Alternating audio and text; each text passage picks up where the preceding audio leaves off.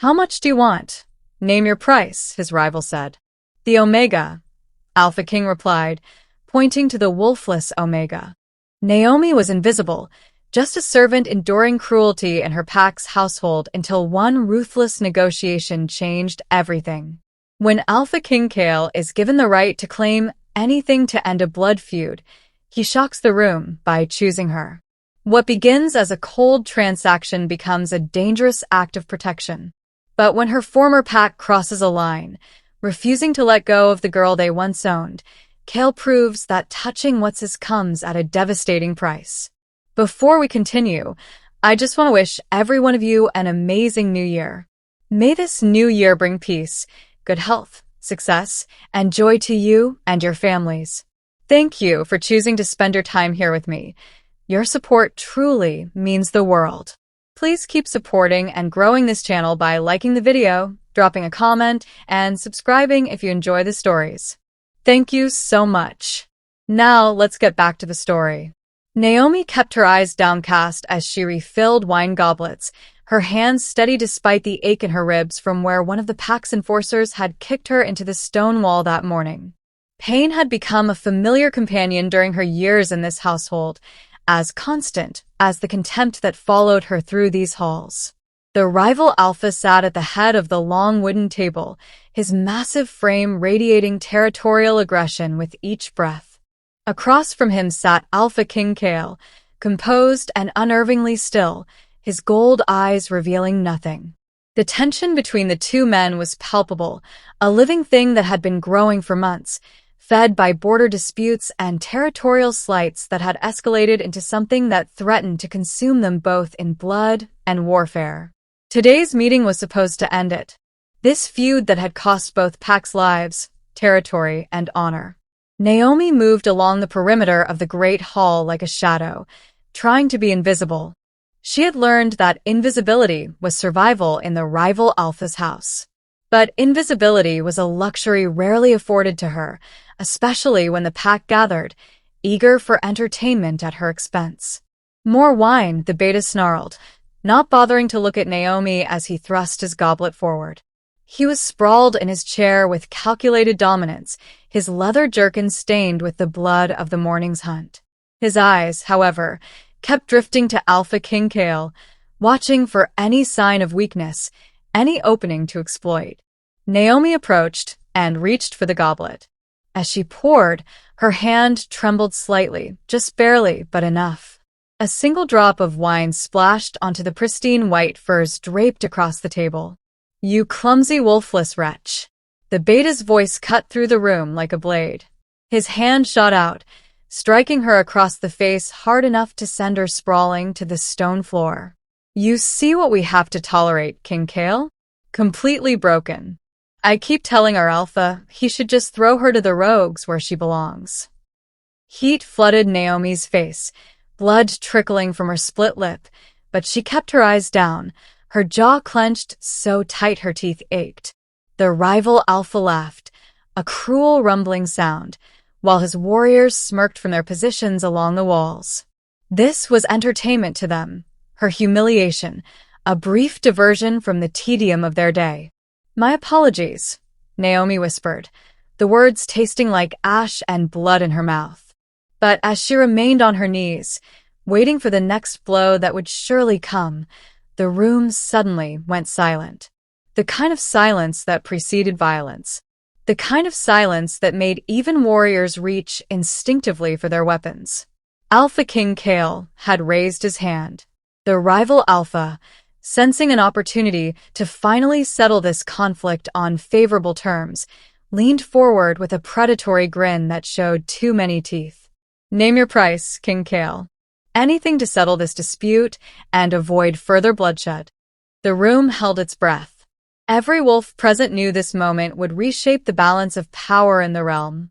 Kael's eyes, burning gold with ancient, terrible power, drifted from the rival Alpha's eager face down to the bleeding servant girl still kneeling on the cold stone, trying desperately to disappear into the shadows. For a heartbeat, his gaze locked with hers, and Naomi saw something flicker in those predators' eyes. Something she couldn't name.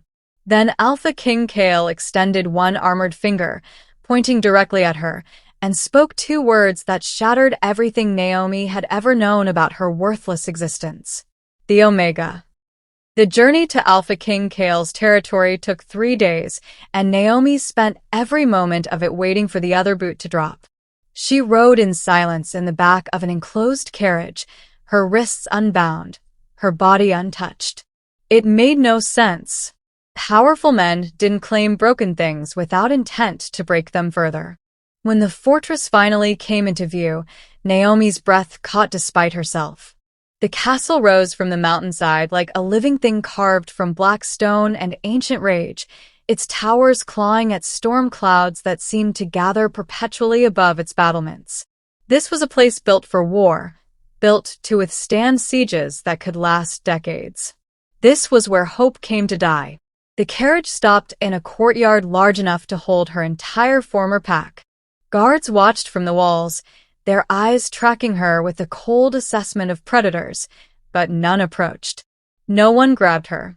No one shoved her stumbling across the cobblestones. A woman appeared at the carriage door, older, stern-faced, wearing the simple but well-made clothing of a high-ranking servant. "Come," she said without preamble. "The king has given orders." Here it comes, Naomi thought, following on trembling legs. The punishment. The explanation of what exactly she'd been claimed for.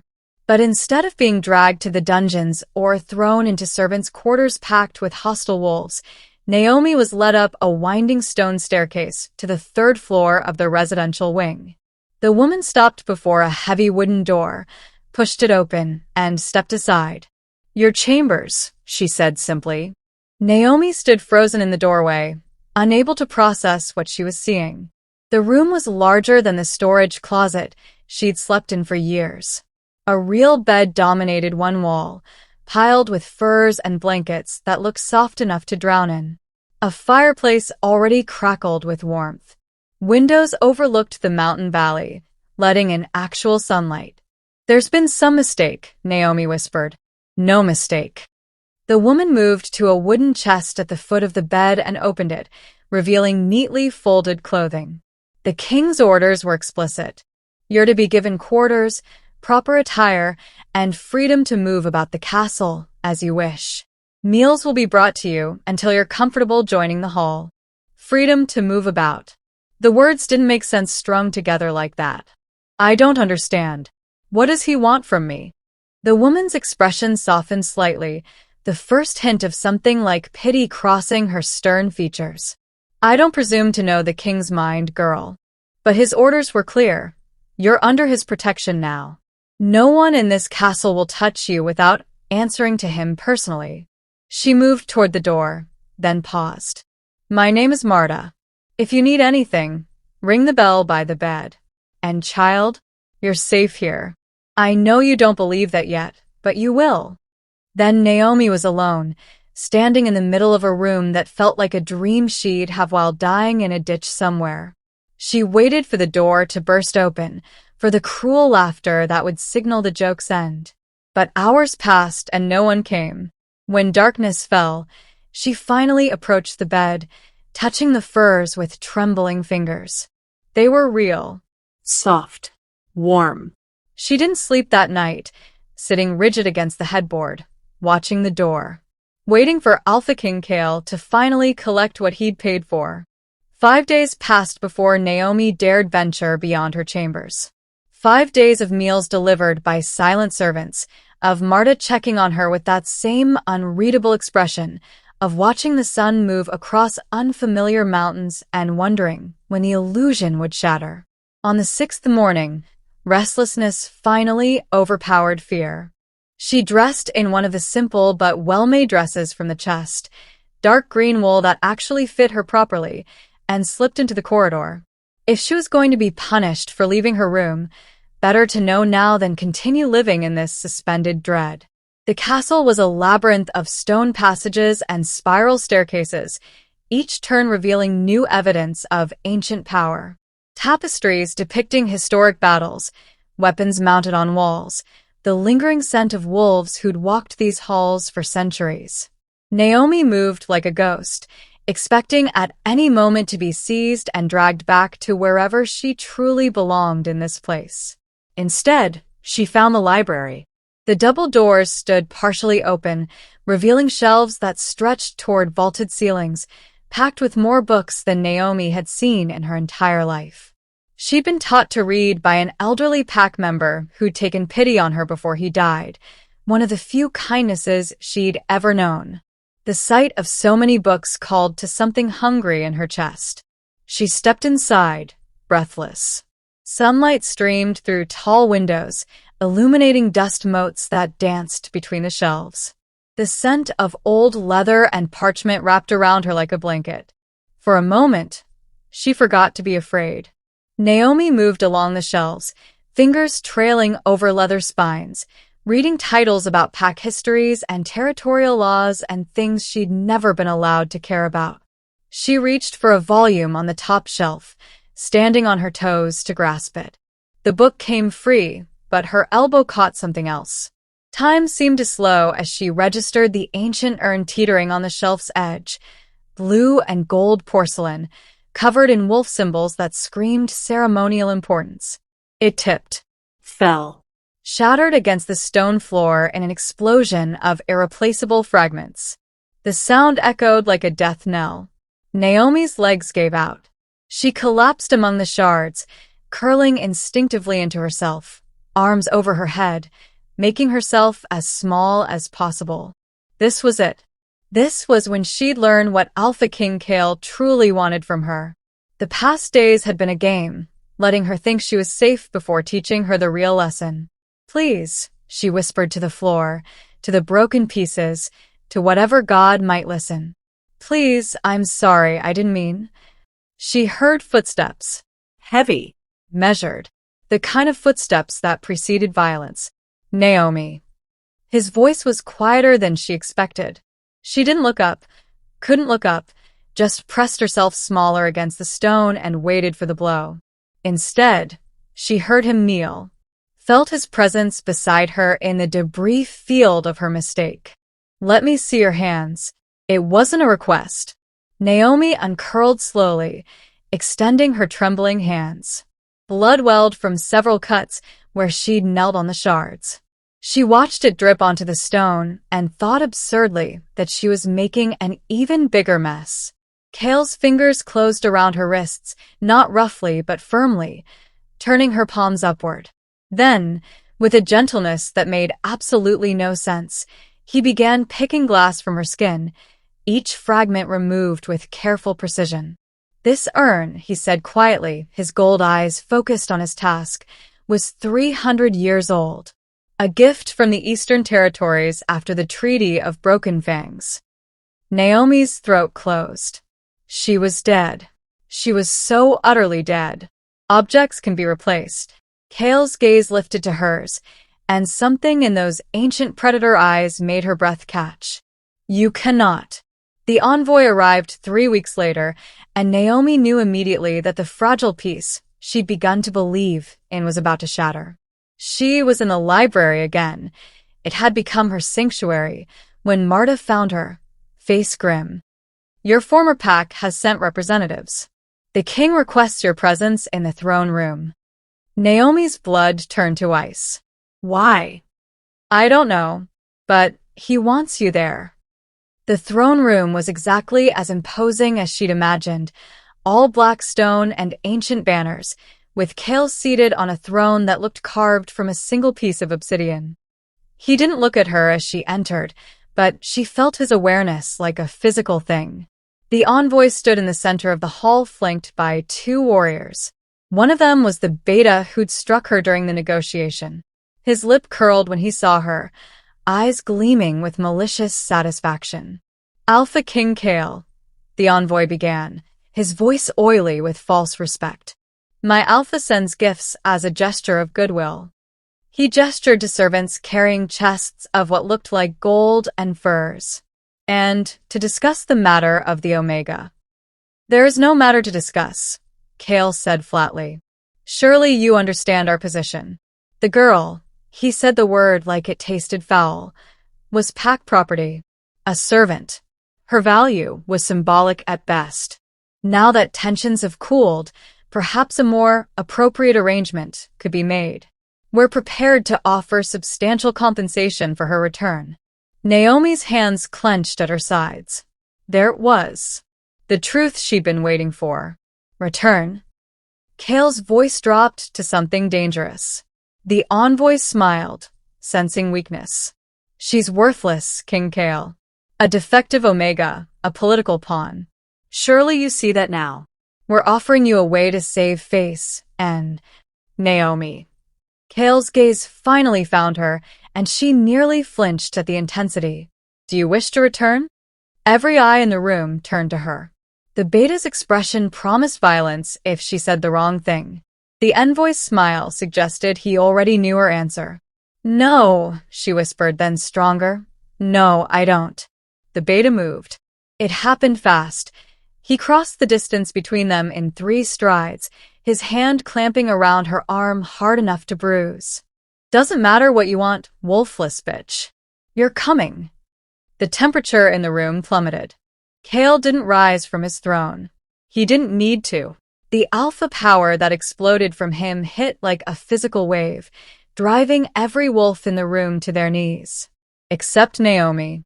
His power flowed around her like water, leaving her untouched while crushing everyone else under its weight. The beta's hand fell from her arm as he collapsed, gasping, his body bent in forced submission. Kael stood then, and Naomi had never seen anything as terrifying as the cold rage in his eyes. He descended the steps slowly, each footfall echoing like a death knell. You touched her, he said quietly. You touched what is mine. We had an agreement, the envoy choked out. The agreement was peace in exchange for the Omega. I took her. The debt is paid. Kael stopped in front of the beta, still kneeling, still fighting uselessly against the crushing weight of alpha dominance. But you seem confused about the terms. He drew the blade from his belt in one smooth motion. No, the envoy gasped. The beta's head hit the floor before his body did. Kael turned to the envoy, his blade still dripping. Return to your alpha. Tell him that if he wants war, he can have it. Tell him that Naomi is under my protection, my claim, my law. Tell him that the next person who touches her won't die as quickly. He glanced at the warriors flanking the envoy, both still pinned by his power. Take your dead, take your gifts, and run. The moment his power released, they scrambled for the door, dragging the beta's body, leaving a trail of blood across ancient stone. Naomi stood frozen, staring at the crimson spreading across the floor, at the Alpha King who'd just executed someone for touching her, for trying to take her back to hell. Kael turned to her, and his voice gentled. You're shaking. You killed him. Yes. For me. Yes. He stepped closer, and she didn't retreat.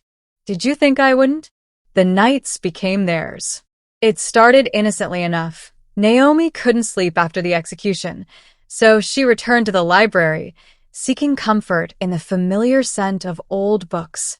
She found Kael already there, standing by the window overlooking the moonlit mountains, a glass of amber liquid in his hand. Can't sleep either? He asked without turning. No. He gestured to the chair across from his. An invitation, not a command. Naomi sat, and they remained in comfortable silence until he finally spoke. I was 16 when I became king. My father and 2 older brothers were slaughtered in a coordinated attack by 3 rival packs who thought our bloodline had grown too powerful. His voice was steady, matter of fact, but Naomi heard the old wounds beneath. I found them in the Great Hall. My mother had been visiting the Eastern Territories, which is the only reason she survived. I'm sorry, Naomi whispered. I killed them all. He turned to face her, gold eyes reflecting moonlight. Every alpha, every warrior who'd participated. It took me 3 years, but I hunted them down one by one. By the time I was 19, I was the most feared wolf in the realm. He paused. And the loneliest. Something in his admission made her brave. They used to make me watch, she said quietly. When they punished other servants, they'd force me to the front of the crowd so I'd see what happened to those who displeased them. So I'd remember what I was. Kael's jaw tightened, but he said nothing, letting her continue. I learned to disappear, to be so quiet, so small, that maybe they'd forget I existed. But they never did. Being wolfless was too good an entertainment. You're not small, Kael said softly. You've never been small. You've been surviving, which takes more strength than they'll ever possess. The conversations became ritual. Each night they'd meet in the library or walk the battlements under starlight, trading pieces of themselves like currency. Kael taught her about pack politics, the delicate balance of power that kept the territories from constant war. Naomi told him about the elderly wolf who taught her to read, the only kindness she'd known before him. It was during one of these nights that Naomi found the book. She'd been searching the restricted section. Kael had given her access to everything when a leather-bound volume caught her eye. The title was faded but readable, Beings of the First Moon. She pulled it down, dust cascading from its cover, and began to read. The words seemed to glow in the candlelight. The wolfless Omega is not broken but blessed. These beings, thought extinct for a millennium, carry power that predates the wolf itself. They are the moon-blessed, the first children of the goddess, and their abilities surpass even the strongest alpha. But their power lies dormant, hidden behind walls of suppression, waiting for the moment of true awakening. Naomi's hands trembled as she turned the page. Identifying a moon-blessed, no wolf spirit present. Often ostracized and abused by wolf packs who sense their otherness. May experience vivid dreams of silver fire, ancient voices calling from the void. If awakened, they possess abilities too. The rest of the page was burned away, deliberately destroyed. That night, Naomi dreamed. Silver fire danced behind her closed eyes, and voices spoke in a language she didn't know but somehow understood. They called her by a name that wasn't hers, but felt right. They told her she'd been sleeping for so long, but the time was coming. The time was almost here. She woke gasping, her skin hot, the scent of ozone thick in her room. On her nightstand, where nothing had been before, sat a single white flower that glowed with its own light. When she touched it, it turned to silver ash that burned without pain.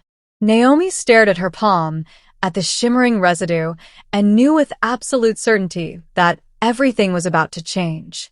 The Harvest Festival had been Naomi's idea, and Kael had hated it from the moment she asked. It's too exposed, he'd argued, standing in the war room with maps of his territory spread before him. Your former pack is still out there, licking their wounds. They won't have forgotten. I know.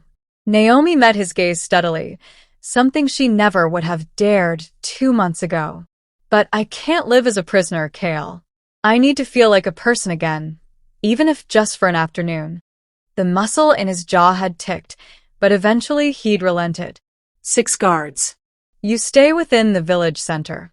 And if anything feels wrong, I'll scream loud enough to wake the dead. Now, walking through the festival with late autumn sun warming her face, Naomi wondered if she'd been a fool to push for this. But the village was beautiful, stalls overflowing with harvest goods, children laughing, the smell of roasted meat and spiced cider filling the air.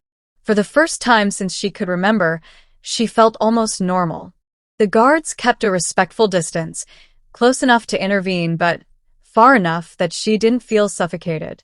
She just purchased a small honey cake from a vendor when the world tilted sideways. It started with a sensation like invisible threads being cut. The guards stiffened, their eyes glazing over for just a moment. Naomi felt it too, a wrongness in the air, the scent of bitter herbs and something older, darker. Magic. They were using magic. We need to go, one of the guards said urgently, reaching for her arm. But his words came too slow, his movements suddenly sluggish, as if moving through water. They emerged from the crowd like ghosts materializing from smoke, warriors from her former pack, their faces twisted with malicious purpose. The festival-goers scattered, screaming, as the warriors moved with supernatural speed. Naomi ran. She made it 3 steps before someone grabbed her from behind, a hand clamping over her mouth, arm around her waist, lifting her off her feet. She bit down hard, tasted blood, heard a snarl of pain, but another warrior was there, and another. The guards fought. She could hear them struggling, see them trying desperately to reach her. But whatever magic had been used made them move like humans, slow and weak, while her captors retained their wolf strength. "Miss us, Wolfless?" The warrior holding her hissed in her ear. The Alpha's been so lonely without his favorite punching bag. They dragged her toward the forest's edge. Naomi kicked, thrashed, tried to scream, but the hand over her mouth tightened until she couldn't breathe. Black spots danced in her vision. She heard one of the guards roar Kael's name, trying to alert him through the pack bond, but something was wrong. The bond felt muffled, suppressed, like trying to shout through thick wool. The last thing Naomi saw before they pulled her into the darkness between the trees was her guards collapsed on the ground, unconscious but breathing.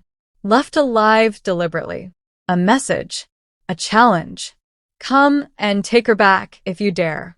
Then the forest swallowed her whole, and the festival's music faded to nothing but the sound of her own racing heart and her captor's cruel laughter echoing through ancient trees.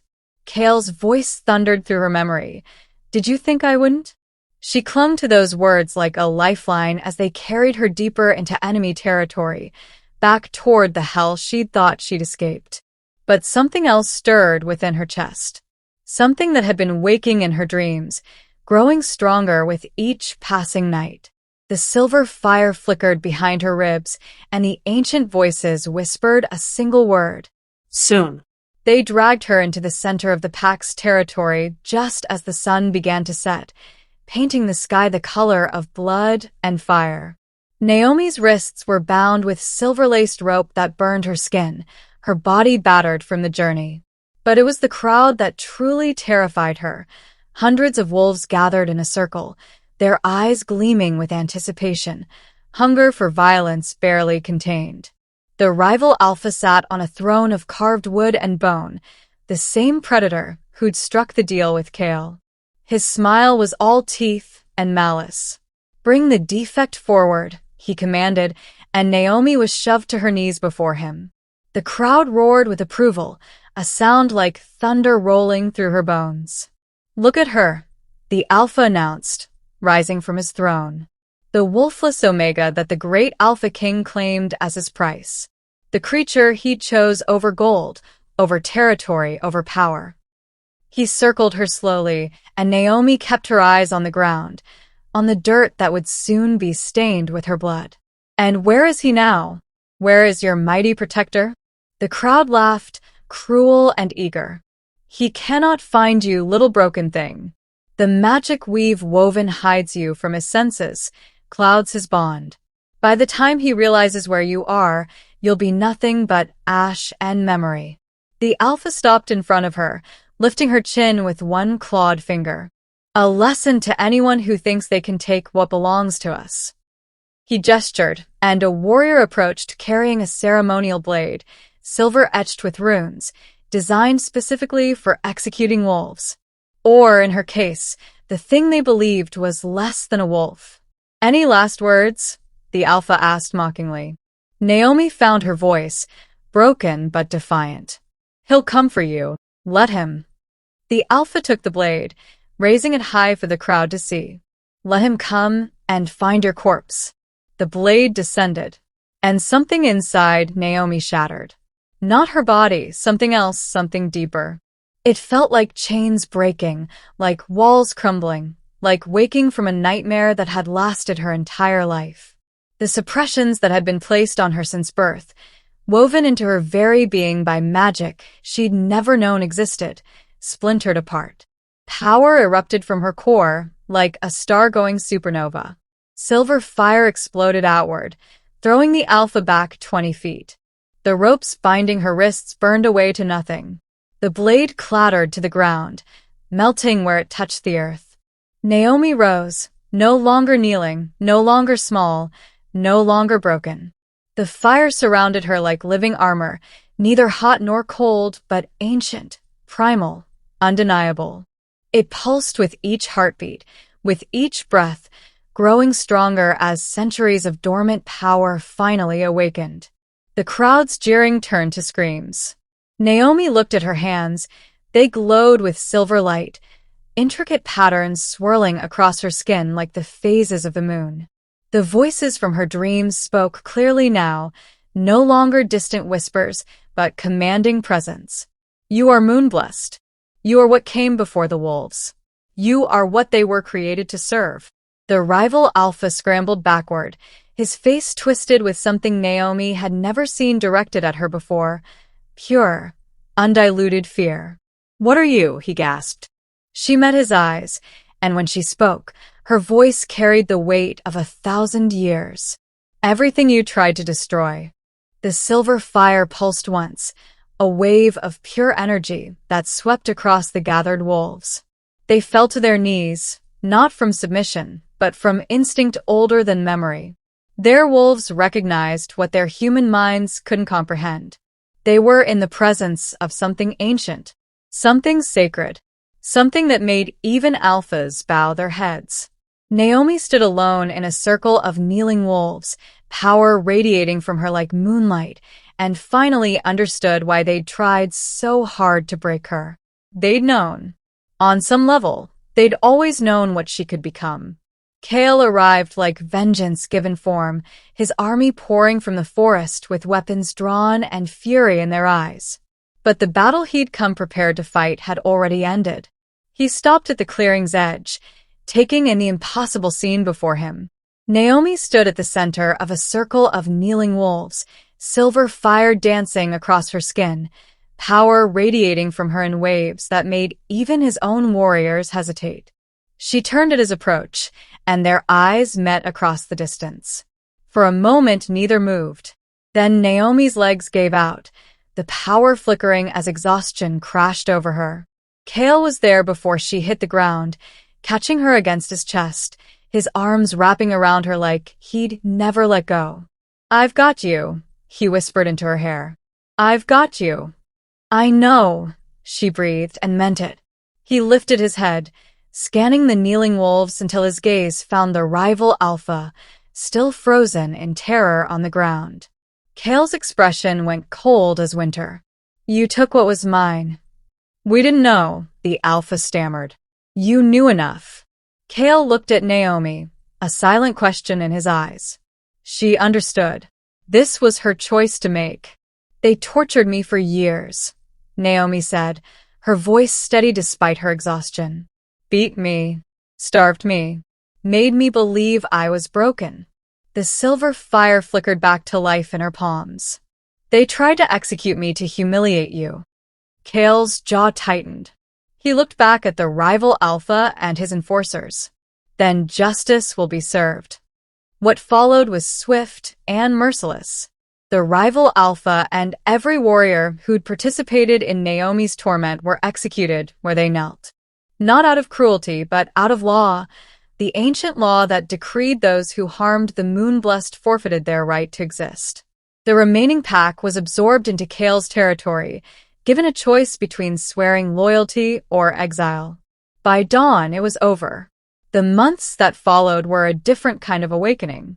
Naomi learned to control her power, to understand what she'd become. Kael stood beside her through it all, never demanding, never pushing, just present.